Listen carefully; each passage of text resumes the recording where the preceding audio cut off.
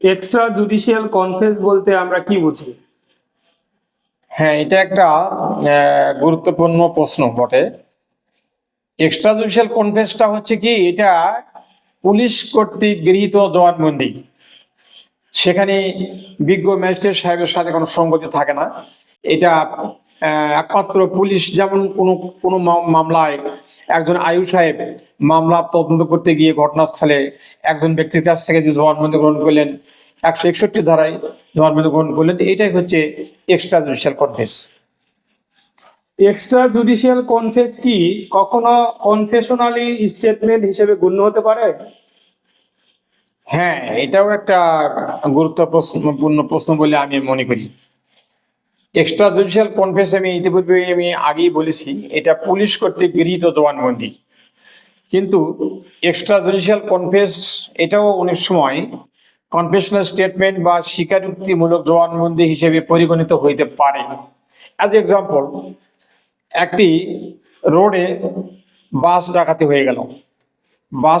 হয়ে গেল। সেখানে দুইজন লোককে ধরা হলো, পুলিশ ধৃত করলো, আর সব পালায়া চলে গেল।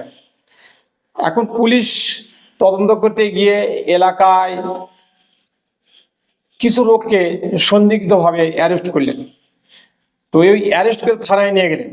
থানায় নিয়ে গিয়ে পুলিশের কাছে অকপটে স্বীকার করলো যে হ্যাঁ, আমরাও ওই বাস ডাকাতিতে অংশগ্রহণ করেছিলাম, এই দুর্বৃত্ত কাজে আমিও ছিলাম। একজন ব্যক্তি বলে আমিও ছিলাম।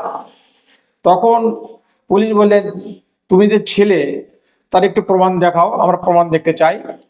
তখন যদি ওই আসামি বলে বা ওই দুষ্কৃতিকারী ব্যক্তি বলে যে স্যার, আমি স্বর্ণের চেইন একটা আমি নিয়ে গেছি, নিয়ে বর্তমানে সেই স্বর্ণের চেইনটা আমার বাসার মধ্যে আমার আঙ্গিনায় এখানে মাটির নিচে রেখেছি আমি, তখন পুলিশ ইচ্ছা করলে এই ধৃত আসামিকে নিয়ে যেতে পারবে সেই ঘটনাস্থলে। উনি নিয়ে গেলেন, ঘটনাস্থলে নিয়ে গেলেন, ঠিক ওই আসামি দেখানো মতে মাটি খনন করলেন, সেখান থেকে পাওয়া গেল স্বর্ণের হারটা পাওয়া গেল।